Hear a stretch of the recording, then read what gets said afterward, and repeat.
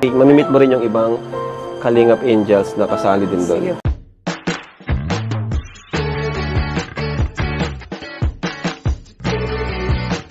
Sige. Si Kuya Jens, ano yan, reactor natin yan.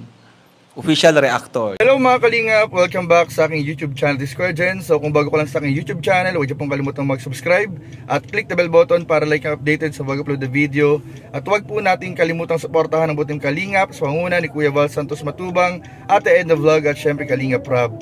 At pakisuportahan din po ang aming mga kasamahan sa buting Kalingap. Nandiyan po ang K-Boys, Kalingap Partner, Kalingap Reactor at lahat po ng charity vlogger sa buong Pilipinas sa tumutulong sa mga kabayan natin ng lahat may hirap.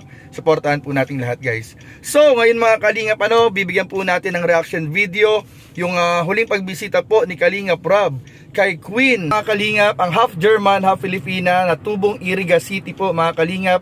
At dito nga po bibigyan po natin ng reaction video yung pagdala o paghatid po ni Kalingap Rob ng magandang balita kay Queen. At grabe po, napakarami pong opportunity at blessings po ang nagsipagdatingan po para kay Queen. At syempre napakarami pong good news na dala ni Kalingap Rob. So ano pa hindi natin mga Kalingap, tara panoorin na po natin, bigyan natin ng reaction video in 5, 4, 3, 2. Opo!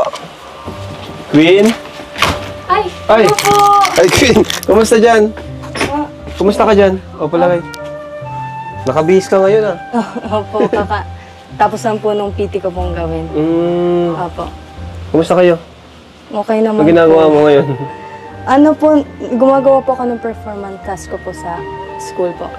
PT? Opo. Kala ko pregnancy test. Hindi, joke lang. So, kaya pala nakabihis ka ngayon. Opo. Yan. Napabisita kami ulit dito. Opo. Sige po, dun po tayo sa labas po mag-usap kasi wala pong upuan dito. Grabe guys, si Queen, no? Ito po. Hello po, Sir Jun. Opo. Ayan, dito na lang tayo siguro. So, kumusta? Okay Anong naman balita? po. Dito ka, Sir Jun. Kuya Rob, ano po pala, ma-ready lang po ako ng ano po natin ngayon kasi nabigla rin po akong pagpunta. Sige, mamaya na lang siguro. At yan, kumusta muna. Yun, biglaan lang din papunta namin, no? Siya yung, si Sir Jun yung kinontak namin. Gusto ka lang din namin kumustahin. And may babalita rin ako sa iyo.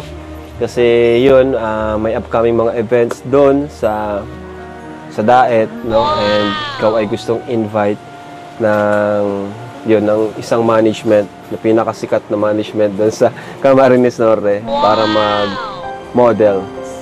Diba? So, syempre, kompleto naman yun. May mga benefits. So, okay. Ang tanong ko lang is, okay ba sa'yo sa March 30? Opo, okay na. Okay sa'yo? Opo. Ayos. Matutuwa nito si Boss Alvin. Kasi yun din yung manager ko. Okay. Oo. And interesado siya sa'yo kasi nakita niya yung potential mo, yung talents mo. Kaya yun, March 30 yun. So sana andun ka. And meron din mamimit mo rin yung ibang Kalingap Angels na kasali din doon. Sige po. Diba? So kumusta yung pag-aaral mo? Okay Wala naman namang po. problema? Opo. Tuloy-tuloy naman. Nakatulong naman ba kahit paano yung mga binibigay namin sa'yo? Opo, sobra po. Ang dami pa talagang, daming kumukuha kay Queen.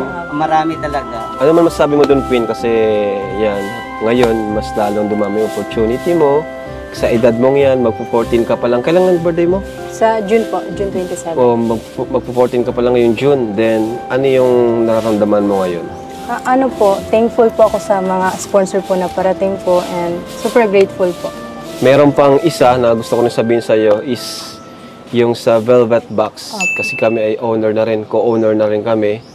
And yun, isa ka din sa napiling brand ambassador. Oy, thank you po.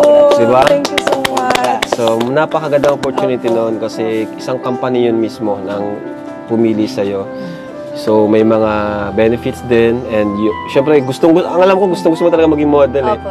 And bagay na bagay sa'yo doon. Bagay na bagay ka doon kasi ang mga naging model na ng Velvet Box is yung iba is from beauty pageant, Miss Universe talaga. Namomodel na ng Miss Universe yung Velvet Box. Ganun kaganda po yung quality ng product. So, ikaw din, napili ka din doon bilang isang brand ambassadress. So, isa ka sa mga mukha ng Velvet Box. Thank you po. Diba? So, congrats! Thank you kanina po. Sobrang daming opportunity para Sobrang daming opportunity nga eh. Di ba nag-start pa lang tayo? Pangatlong punta pa lang namin dito. Pero ang dami ng opportunity para kay Queen. Ito na yung ito na yung start. Kasi A&M management is one of the biggest management talaga dun sa Bicol, dun sa Cam Norte, and sila rin yung maraming connections, no? Isa na dyan yung mga businesses na pwede kang maging brand ambassadors noon. Yan, kagaya ni Viancy, napili din siya mga nag-o-open na business, nakukuha silang model. And syempre, may mga TF yun. And yun naman ay one of the lang naman, blessings, di ba, na mula ng yan, na feature ka sa Team Kalingap. Pero syempre, ang pinaka-blessings mo is yung Kalingap talaga. Kami, no? Tayo, dito kami, suportahan ka lang, financially, or syempre, number one is yung pag-aaral mo, no? Kasi yung naman na yan, modeling is andyan na lang naman yan, di ba? Pero yun nga, sana makasama ka namin sa pagtupad ng pangarap mo, di ba? Malay mo, sa pag-acting, no? Pero natutuwa ako kay Queen. So, kumusta naman, Queen, nung mga wala kami dito? Ano yung pinagkakaabalahan mo? Focus po talaga ako po sa pag-aaral rin po. Galing kasi nito ni Queen, napakatalino nito ni Queen. Ano yan? Achiever. Kanino ka nagmana? Yung honest.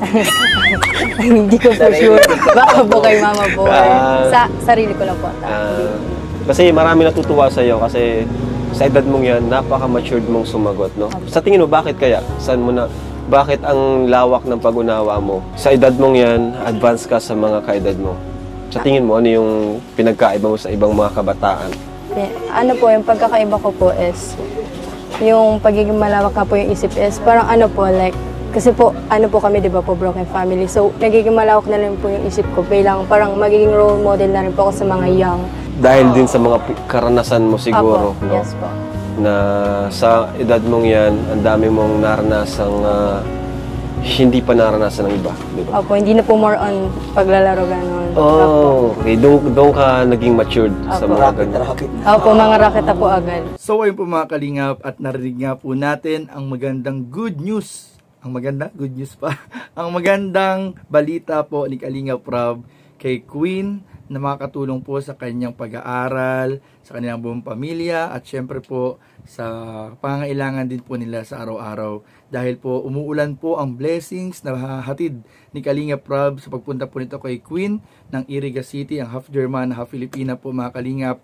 At ayan nga po mga Kalingap, ang pinakahintay din po ng mga taga-subaybay ng Kalingap at ng kwento po ni Queen at ng ibang mga Kalingap Angels. Sa wakas mga Kalingap, magkakaroon na po ngayong March po ng pagkakataon na magkita-kita na po at magkakilala po mga Kalingap ang Kalingap Angels at si Queen na half German po. So ito nga kaya mga Kalingap ay magiging hudyat na official po mga Kalingap na Kalingap Angel na po si Queen. So abangan po ninyo mga Kalingap ang magiging pagkikita po nila sa darating pong March 30 dahil meron nga daw pong project po dito sa Daet. So pupunta po ng Daet si Queen. At syempre po mga Kalingap, yung pong bagong business nila Kalingap Rob at ni Jack ay isang araw po si Queen sa kinuha pong ambassadress. So congratulations kay Queen. At syempre po mga Kalingap, para supportahan po natin yung bagong business ni Kalingap Rob at ni Jack at lahat po ng mga napiling ambassadress ng Velvet Box and Jewelry mga Kalingap. Supportahan po natin mga Kalingap.